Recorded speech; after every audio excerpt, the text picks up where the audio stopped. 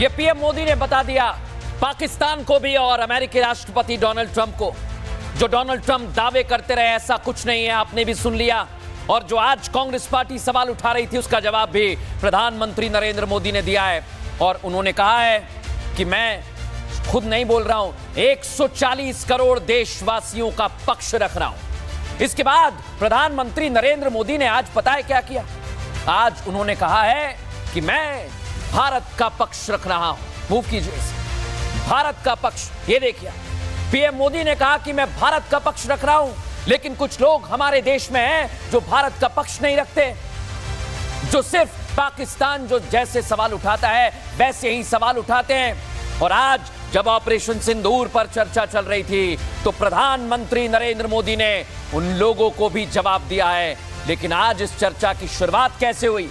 प्रधानमंत्री जब आए तो हर हर महादेव के जयकारे के साथ आए। दिखाता हूं आपको।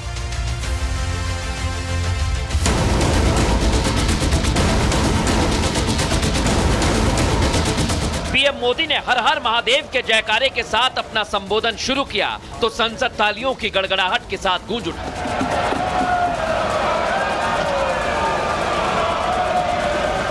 सियासी अखाड़ा बन चुके संसद में पीएम मोदी ने हुंकार भरी और चुन चुन कर विपक्षियों के सारे सवालों का जवाब दिया।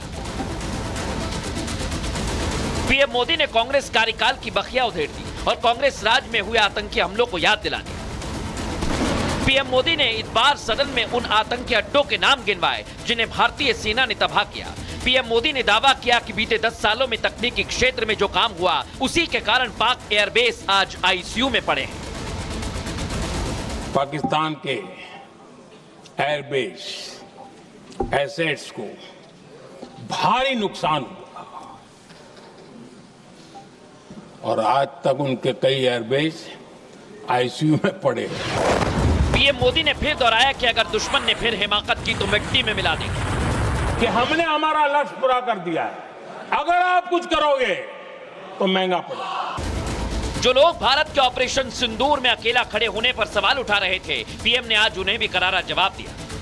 3 देश 193 कंट्री में सिर्फ 3 देश ऑपरेशन सिंदूर के दौरान पाकिस्तान के समर्थन में बयान दिया था। Only 3 countries. दुनिया के किसी भी नेता ने भारत के ऑपरेशन रोकने के लिए नहीं कहा।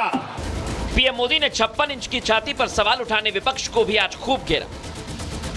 राहुल गांधी पीएम के भाषण के दौरान हंगामा करने लगे तो लोकसभा अध्यक्ष ने उन्हें टोका। मुझ पर निशाना साध रहे थे, लेकिन उनकी ये बयानबाजी, इनका छिछोरापन देश के सुरक्षा बलों का मनोबल गिरा रहा था।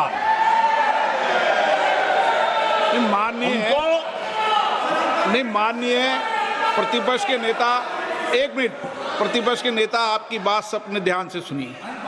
आप बेटे कांग्रेस कर रहे हैं और कुछ नेताओं को पीछे से, ये उचित नहीं है आपके लिए। न भारत के सामर्थ्य पर भरोसा है और न ही भारत की सेनाओं पर।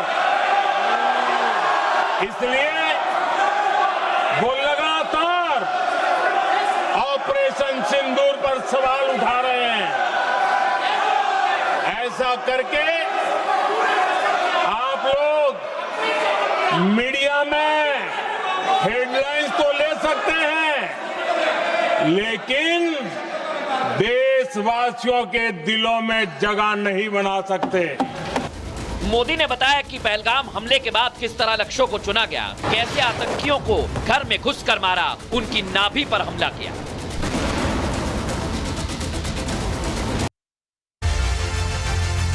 देखा आपने, प्रधानमंत्री नरेंद्र मोदी ने आज हर एक सवाल का जवाब दिया है। लेकिन कांग्रेस पार्टी और विपक्षी नेता ऑपरेशन सिंदूर पर चर्चा के दौरान बहुत सारे सवाल पूछते हैं।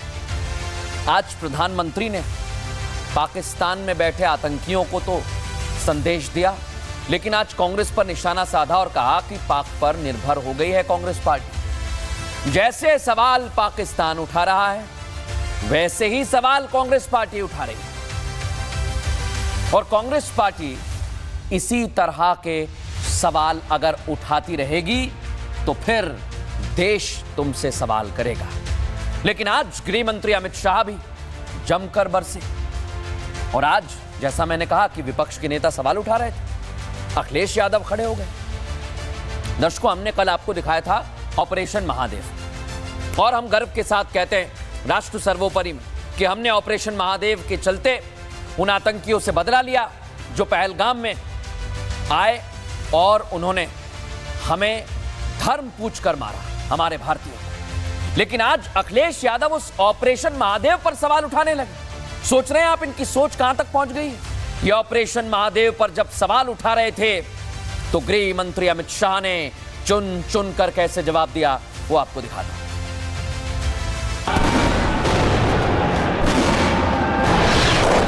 यहाँ पर चर्चा सदन में कर सके।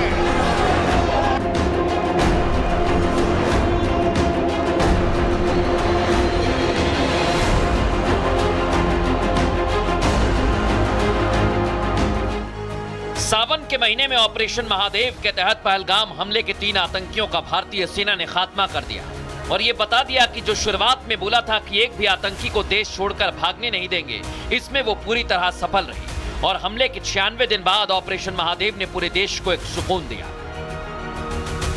मान्यवर, इन लोगों को कल ऐसा था कि ये जो बहसरन के गुनहगार है वो पाकिस्तान भाग गए, तो बड़े आवाज से पूछते थे भाग गए भाग गए भाग गए, गृह मंत्री क्या करता है, जिम्मेदारी ले।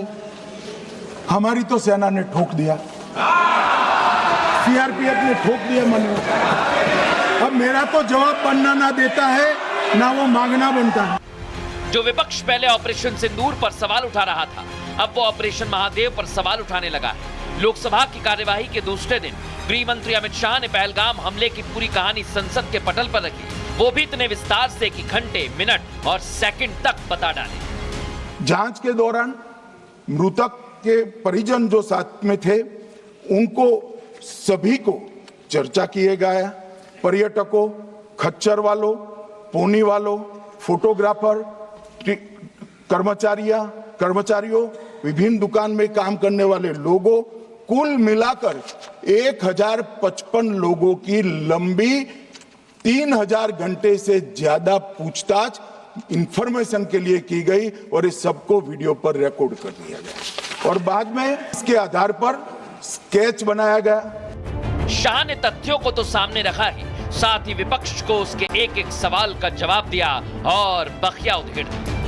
ऑपरेशन महादेव में 3 आतंकवादी सेना, सीआरपीएफ और जम्मू कश्मीर पुलिस के संयुक्त अभियान में ऑपरेशन महादेव में मारे गए, जिन्होंने बेसरन घाटी में